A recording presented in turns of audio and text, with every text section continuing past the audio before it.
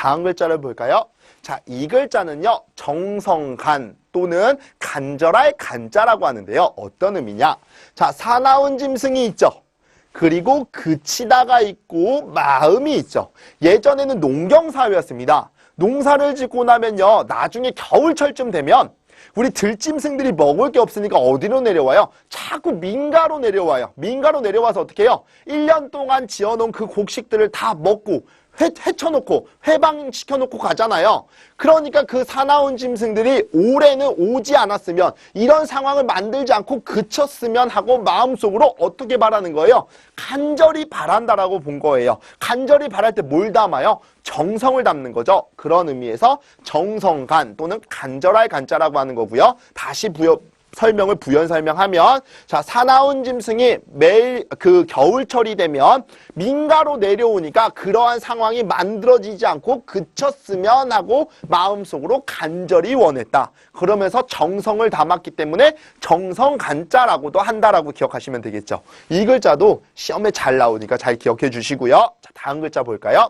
자, 이 글자는요, 섭섭할 감 또는 하나의 감자라고 하는데요. 자, 하나다라고 하는 뜻은요, 뭔가 섭섭한 것을 뜻해요. 유감할 때 쓰이는 글자거든요. 자, 이 글자도 중요한데요. 어떤 의미냐면, 자, 우선 이 글자를 먼저 배워볼게요. 자, 이 글자는 다함자예요. 다라고 하는 건 전체를 얘기하는 거거든요. 이 글자는요, 개술자와 사람이 합쳐진 거라고 보시는 건데요. 어떤 의미냐? 자, 창 보이시죠? 창처럼 날카로운 이빨을 가지고 있는데 이 짐승에게요, 칼로 베려고 했더니 으르렁거리는 거예요. 그런데 이거 하나 던져주면 얘는 진정이 됩니다. 바로 이게 뭐냐면요, 네, 개뼈다구 해요. 요거 하나 던져주면 진정이 되는 짐승이 있어요. 그게 바로 뭐예요? 개겠죠. 자, 그 다음에 사람이 합쳐져서 다함자가 된다라고 했는데요. 사람 앞에 개를 풀어놓고요, 말을 들으라고 하면 어떤 사람이 말을 들어요? 다 들어요. 왜냐면 정말 그 사나운 그 불독 같은 강아지, 개를 한 마리 딱 놓고요, 사람들 앞에 놓고요, 내 말 안 듣는 사람은 이 개로 하여금 물게 할 겁니다. 그러면 어떤 사람이 말 들어요? 다 들어요. 그런 의미에서 다함자라고 보는 건데요. 그때 이 사람들의 마음속에 좋고 나쁨의 느낌이 있었겠죠. 그런 의미에서 느낄 감자라고 보시는 거예요. 근데 그 느낌이 좋은 느낌도 있고 나쁜 느낌도 있겠죠. 그 느낌의 마음을 봤더니 그 느낌이 어떤 마음이에요? 섭섭한 마음이 들더라 이겁니다. 왜냐하면 사람이라고 하는 건 이야기를 하면 다 알아들을 수 있는 거잖아요. 그런데 개를 풀어서 말을 듣게 했잖아요. 그 상황이 못내 섭섭했다라는 의미에서 섭섭할 감자라고 기억하시면 되겠고요. 또 다른 의미로는 하나의 감자라고 기억을 해주셔야 되는데, 하나다가 다른 말로 섭섭하다라는 의미랑 같다라는 거, 그렇게 기억해 주시면 되겠습니다. 자, 다음 글자 볼까요? 자, 이 글자는요, 쉴 개자고요, 휴게실 할 때 쓰이는 글자예요. 그래서 우리 쉴 휴자 쓰면 휴게가 되는 거겠죠. 어떤 의미냐? 혀설자와 스스로 자자와 마음심자가 합쳐진 거죠. 혀가요, 스스로 이렇게 나올 정도로 힘들 때는 마음속으로 뭐 하고 싶은 거예요? 쉬고 싶다는 겁니다. 그냥 한 예로 들면, 우리 공원이나 유원지 가면 강아지 데리고 산책을 와서 원반을 던지는 분들 보셨을 거예요. 원반 딱 던지고 나면 강아지가 어떻게 해요? 막 뛰어가죠. 뛰어가서 홀짝 물어가지고 그걸 가지고 오죠. 가지고 와서 하는 행동이 뭐예요? 이러고 있어요. 그건 좋은 거예요? 싫은 거예요? 싫은 거예요. 혀가 저절로 나올 때는 그 강아지도 지금 마음속으로 뭐 하고 싶은 거예요? 쉬고 싶다라고 한 거예요. 근데 나쁜 사람은 뭐예요? 얘가 좋아하는구나 싶어가지고 그걸 또 던지죠? 그럼 얘는 또 갔다 와서 이러고 있습니다. 어떤 상태라고요? 쉬고 싶은 상태라고 보는 겁니다. 자, 다음 글자 볼까요? 자, 이 글자는요, 괴이할 괴자인데요. 괴이하다가 뭘까요? 뭔가 보편적이지 않고 이상하다라고 본 거죠. 자, 여기 있는 또우자는 우리가 뭐라고 했어요? 오른손이라고 했었죠. 그 다음에 흙이 있고요, 마음이 있죠. 어떤 사람은 손으로 흙을 만지는 것은 괜찮지만 물을 만지는 건 절대 안 된다라고 하는 거예요. 그런 사람의 마음의 상태가 어떤 거예요? 괴이한 거죠. 왜냐면 우리가 손으로 흙을 만지면 지저분해지죠. 그럼 뭐 해야 돼요? 씻어야 되잖아요. 그런데 물 만지는 게 안 된대요. 그러니까 안 씻는 겁니다. 이런 사람의 마음 상태가 어떤 거예요? 괴이한 거죠. 그런 의미에서 괴이할 괴자라고 기억을 하시면 되겠네요. 자, 지금 제가 설명하는 내용들은요, 여러분들이 조금 더 쉽게 기억하시라고 사실 내용을 이 부수의 의미를 가지고 제 스스로 만든 겁니다. 그렇기 때문에 이것이 이치에 맞지 않을 수도 있어요. 그러니까 이 부수의 의미는 정확한 거니까 여러분들이 만약에 그 부수의 의미를 알고 내가 자기화해서 만들겠다라고 하시면 여러분들 이런 스토리를 만들어서 기억하셔도 된다는 얘기입니다. 지금은 사실 제 스토리로 만들었기 때문에 여러분 어떤 분에게는 이해가 잘 될 수도 있고 어떤 분에게는 이해가 잘 안 될 수도 있습니다. 그럴 경우에는 자기화해서 공부하는 것도 하나의 방법이 될 수 있고요. 자, 다음 글자 볼까요? 자, 이 글자는요, 슬퍼할 도자고요. 애도할 때 쓰이는 글자인데요. 슬플 애자는 이렇게 씁니다. 나중에 나오니까 다시 한번 설명을 드릴게요. 애도할 때 쓰이는 글자고, 자, 이 글자는 슬퍼할 도자라고 했었죠. 어떤 의미냐? 일찍 조자와 이 글자는 사람의 변형 형태죠. 일찍이 사랑하는 사람이 이 세상을 떠났습니다. 그때 마음이 어땠겠어요? 슬퍼했겠죠. 그런 의미에서 슬퍼할 도자고요. 자, 이게 왜 일찍 조자냐? 힘쓰다와 많다로 구성이 된 거죠. 남들보다 많은 것을 얻기 위해선 힘써 노력해야 되겠죠. 그 시기가 언제예요? 남들보다 일찍이 해야 된다라는 의미에서 일찍 조자고요. 우리 남들보다 일찍이 시작하는 교육이 뭐예요? 조기 교육이죠. 그때 쓰이는 글자라고 기억을 하시면 되겠고요. 다시 한번 정리하면 일찍이 사랑하는 사람을 먼저 사랑한 사람을 먼저 보낸 거죠. 이 사람이 이 세상을 떠난 거죠. 그때 마음이 슬펐다라는 의미에서 슬퍼할 도자로 기억하시면 되겠고요. 자, 다음 글자 볼까요? 자, 이 글자는요, 생강유자예요. 그래서 생강 사자를 쓰면 뭐가 돼요? 사유가 되는 거죠. 그래서 사람은 뭐 하는 동물이에요? 생각하는 동물이죠. 사유하는 동물이라고도 하잖아요. 자, 마음이 있고요. 우리 새 추자가 있죠. 마음속으로 새가 되어봤으면 이라고 했다면 이 사람 지금 새가 돼봤으면 하고 뭐 한 거예요? 생각을 한 거죠. 그런 의미에서 생각유자라고 보시면 되겠습니다. 가끔 우리 공상에 빠지고 망상에 빠진다라고 하죠. 갑자기 그냥 불현듯 있다가 새가 돼봤으면 창밖을 보는데 비행기가 날아가요. 저거 보고 나도 비행기가 됐으면 내가 새가 돼서 날았으면 이라고 한다면 지금 그 사람은 생각을 했다라고 하는 거죠. 그런 의미의 생각유자로 기억해 주시면 되겠고요. 자, 다음 글자 볼까요? 자, 이 글자는요, 미워할 증자예요. 미워한다는 거죠. 자, 그 다음에 미워할 오자를 쓰면 증오가 되는 거겠죠. 자, 어떤 의미냐? 마음이 있고 일찍 증자가 있는데요. 이 일찍 증자는 어떤 의미냐? 여기에 있는 글자가 창문 창자예요. 그럼 어떻게 연상하시냐? 사람이 창문 앞에서 기지개 켜면서 이런 모습으로 연상하시면 되겠죠. 창문 창자고요. 밑에 있는 것은 우리 가로왈 말씀 알자죠. 그 다음에 사람이죠. 이 창문을요, 마음의 창이라고 연상해 보시면 돼요. 마음의 창을 활짝 열어서 말할 수 있는 사람은 나와 어떻게 붙어 있던 사람이에요? 일찍이 알고 있었던 오랜 친구라고 볼 수 있겠죠. 그런 의미에서 일찍 증자라고 기억을 하시면 되겠고요. 사람의 마음은 누군가를 좋아하는 마음과 또는 그 사람을 미워하는 마음이 공존한다라고 본 거예요. 그런데 우리가 일찍이 버려야 되는 마음은 어떤 마음이에요? 남을 미워하는 마음이라고 본 거죠. 그런 의미의 미워할 증자고요. 증오할 때 쓰이는 글자입니다. 그렇잖아요. 우리의 마음은 약간 두 개가 공존하죠. 누군가를 좋아하고 누군가를 미워하고. 그러니까 일찍이 버려야 되는 마음은 남을 미워하는 마음이다라고 본 겁니다. 자, 다음 글자 볼까요? 자, 이 글자는요, 두려워할 공 또는 두려울 공자라고 하는데요. 자, 여기 보시면 장인 공자가 있죠. 장인은 뭐 하는 사람이라고 했어요? 물건을 만드는 사람이라고 했었죠. 그런 의미의 만들다라는 의미가 있는데요. 예전에 장인이요, 정말로 좋은 물건을 만들면 그걸 어떻게 해야 됐죠? 자기가 팔아서 재물로 가졌어야 됐나요? 아니겠죠. 예전에는요, 정말로 좋은 물건이 만들어지면 응당 누구에게 바쳐야 돼요? 왕에게 바쳐야 됐어요. 왜냐하면 사람의 그 백성들의 목숨까지도 다 누구의 것이라고 본 거예요? 왕의 것이라고 본 거잖아요. 그런 의미에서 장인이 어떤 물건을 만들면 응당 왕에게 바쳤어야 됐는데 이 장인이 어떻게 했냐? 어떤 공간 안에다가 딱 모셔둔 거예요. 여기 안에다 모아놓은 겁니다. 근데 나중에 걸리면 어떻게 돼요? 모가지가 날아가겠죠. 그러니까 마음이 어떤 거예요? 두려운 겁니다. 다시 정리하면 장인이 어떤 물건을 만들어서 어떤 공간 안에다가 집어 넣어놓은 거예요. 걸리면 죽게 되겠죠. 그러니까 마음이 어땠겠어요? 두려웠겠죠. 그런 의미의 두려울 공자로 기억하시면 되겠습니다. 자, 어렵지 않으시죠? 자, 지금 했던 거 다시 한번 여러분들 머릿속으로 떠올려 보시면서 좀 속도가 빠르다라고 느껴지시는 분들은 배속을 좀 천천히 하시고, 이 또한 느리다라고 생각하시는 분은 배속을 늘려서 가시기 바랍니다. 자, 다음 글자 볼까요? 자, 이 글자는요, 두려워할 구자예요. 자, 여기 보시면 새가 있죠. 새가 어떻게 울어요? 꾸꾸꾸 꾸꾸꾸 꾸꾸꾸 이렇게 연상을 우선 하시고요. 새가 있고 눈목자가 있는데요. 새의 눈이 휘둥그레진 거예요. 포수가요, 총을 빵 쏘니까 어떻게 해요? 깜짝 놀랐겠죠. 눈이 딱 커졌어요. 주변을 두리번 거리고 있는 겁니다. 그때 새의 마음이 어땠겠어요? 두려워하고 있었겠죠. 그런 의미의 두려워할 구자로 기억하시면 되겠고요.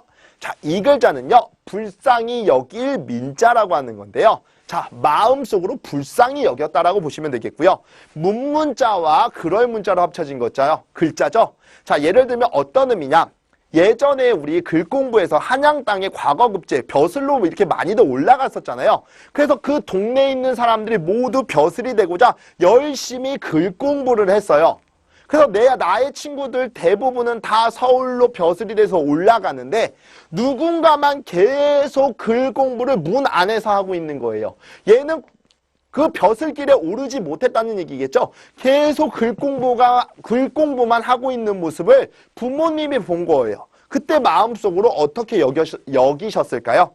굉장히 불쌍히 여겼겠죠. 안타까워했겠죠. 그런 의미라고 본 거예요. 남들은 벼슬이 돼서 다 한양 땅으로 올라가는데 아직도 문 안에서 글 공부만 하고 있습니다. 그 사람을 봤을 때 마음이 어떻겠어요? 불쌍히 여겼다라고 보는 거겠죠. 그런 의미의 불쌍히 여길 민자로 보시면 되겠고요. 자, 다음 글자 볼까요?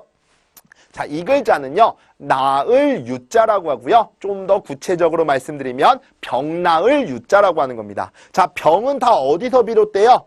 마음에서 비롯되는 거죠. 그럼 어떤 의미가 있었냐? 예전에 우리 전쟁을 치르기 위해서 장수가 군대를 이끌고 적진으로 가죠. 적진에 갔는데 우리 아군이 거의 다 죽은 거예요. 그럼 장수의 마음에는 근심이 쌓이죠. 그러면서 그게 뭐가 됐어요? 병이 됐죠. 그런데 어떤 사건이 있었냐면, 우리 후방, 원래 우리나라에서 자, 몸이 있죠.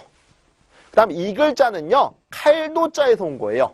칼을 든 몸뚱아리들이 자진해서 모이기 시작했어요. 모이더니 그 전쟁터 안으로 뭐 했어요? 들어온 겁니다.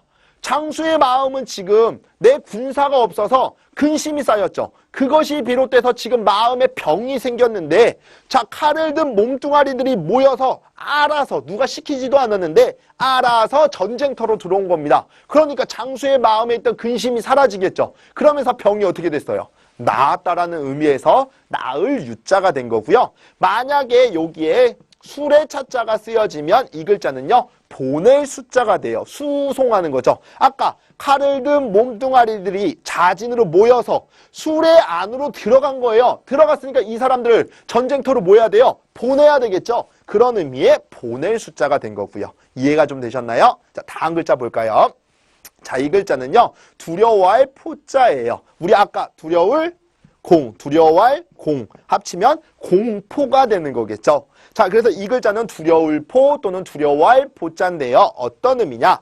자, 요 글자가 별포자예요. 자, 요 글자는 우리가 또자에서 온 거라고 말씀드렸죠. 손의 의미라고 했었고요. 그 다음에 수건건자가 있죠. 비단에 해당하는 수건을 한쪽으로 펼쳐놨다라는 의미에서 별포자예요. 그런데 지금도 제가 말씀드렸지만, 지금 예전의 수건들은 지금처럼 일반 흔한 천으로 만들지 않겠죠. 다 뭘로 만들었다고요? 비단으로 만들었던 거예요. 그 비단을 누군가가 훔쳐갈 수도 있겠죠. 그 비단을 훔쳐가기 위해서 날 죽일 수 있겠죠. 그렇게 생각하니 마음이 어땠겠어요? 두려웠겠죠. 그런 의미에서 두려울 포 또는 두려워할 포자가 됐다라고 기억하시면 되겠습니다. 자, 여러분들 지금 이렇게 의미 하나하나를 떠올리시면서 머릿속으로 이해해서 기억을 하시는 겁니다. 무작정 쓰기보단 다시 한번 이 스토리를 머릿속에 담으셔서 하나하나 생각해가면서 써보시기 바랍니다. 자, 다음 글자 볼까요? 자, 이 글자는요, 미혹할 혹자인데요. 미혹하다라고 하는 거는요, 어떤 결정을 내리지 못해서 갈팡질팡하는 것을 미혹하다라고 하는 거고요. 자, 여기 위에 있는 글자는 혹시 혹자예요. 어떤 의미냐면, 자, 우리 창과 자가 있죠. 그 다음에 사람이 있고 모이다가 있죠. 창을 들고 사람들이 모였습니다. 그럼 우리는 혹시나 전쟁이 났나라고 의심하겠죠. 그런 의미에서 혹시라고 보시면 되는 거고요. 그 다음에 마음심자가 합쳐져서 미혹하다라고 하는 건데요. 자, 미혹하다에 대해서 다시 말씀을 드리면 어떤 결정을 못해서 갈팡질팡하는 거라고 했었죠. 예를 들어서 제가 사랑하는 사람이 있습니다. 그 사랑하는 사람한테 어떤 선물을 하려고 하는데 혹시나 그 사람이 그것을 싫어하면 어떡하지? 내 마음을 안 받아주면 어떡하지? 라고 하니까 결정을 못하겠죠. 결정을 못하니까 갈팡질팡할 테고요. 그것을 뭐라고 해요? 미혹하다라고 하는 거죠. 그런 의미의 미혹할 혹자로 보시면 되겠고요. 자, 다음 글자 볼까요? 자, 이 글자는요, 삼갈신자라고 하는 건데요. 삼가다라고 하는 것은요, 조심하다라고 보시면 되고요. 참다라고 보시면 되겠습니다. 자, 어떤 의미냐? 마음이 있고 참진자, 우리가 배운 참진자가 있죠? 마음이 참된 사람 또는 그냥 행동이 참된 사람은 자기 말이나 행동에 경거망동하지 않아요. 그리고 마음속으로 어떤 일이 있으면 그것을 생각하여 참는다라는 의미에서 삼가다라고 본 겁니다. 다시 정리하면 진실된 사람은요, 말이나 행동에 있어서 경거망동하지 않고 마음속으로 다시 한번 그 상황을 생각해서 참고 삼간다라는 의미가 되는 겁니다. 그런 의미에서 삼갈신자가 되는 거고요. 다음 글자 볼까요?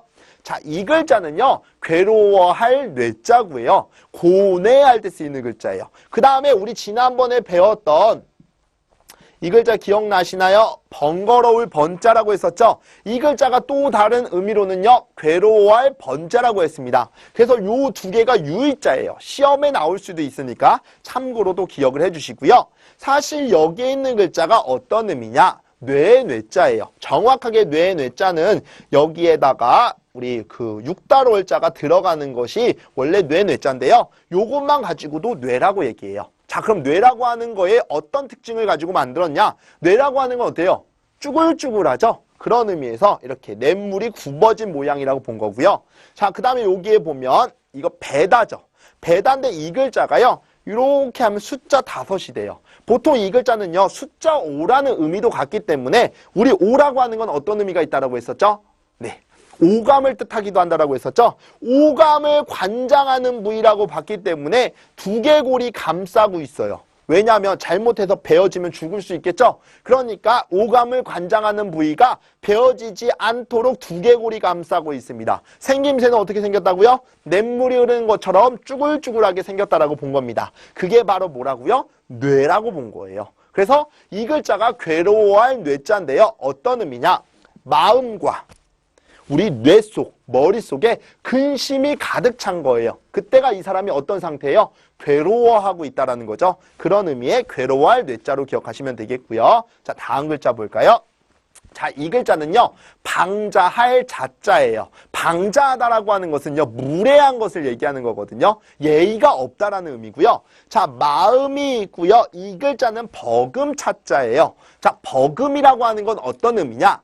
으뜸에 바로 미칩니다. 1등에 바로 밑이 뭐예요? 2등이겠죠? 그래서 우리 1등을 수석이라고 하면 2등은 뭐라고 해요? 차석이라고 하죠. 그때 쓰이는 글자예요. 버금차. 수준이 비슷하지만 두 번째를 버금이라고 하는 건데요. 어떤 의미냐? 우리 차갑다로 배우셨죠? 그리고 입 벌리다로 배우셨죠? 차갑게 입 벌릴 수 있는 사람이 누구냐라고 본 건데요. 자, 그냥 하나를 가정하면 여러분들 나중에 직장 생활을 하실 건데요. 만약에 오늘 부서에서 회식이 있다고 부장님이 중국집에 가자고 하셨어요. 중국집에 가셔가지고 야, 마음껏 시켜. 나 짜장면. 그럼 여러분들 뭐 시키실 거예요? 당연히 자장면을 시키셔야 되겠죠? 그때 입을 차갑게 벌리는 사람이 있습니다. 에헤, 참 짜장면 먹으려 여기까지 왔어요? 아, 진짜 너무하네. 이렇게 입을 차갑게 벌릴 수 있는 사람은 그 부장 밑에 누구예요? 차장이겠죠. 그럼 버금차자라고 기억하시면 되겠고요.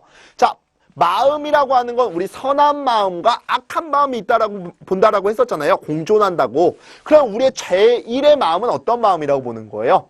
착한 마음이라고 보는 거죠. 그의 버금가는 마음이 악한 마음, 남한테 무례하게 하는 거. 그것을 얘기하는데요. 그걸 다른 말로 뭐라고 해요? 방자하다라고 하는 거죠. 그런 의미의 방자할 자자로 기억하시면 되겠습니다. 자, 배운 내용들 다시 한번 꼼꼼하게 점검하시기 바라고요. 그러면 다음 글자를 또 준비하도록 할까요?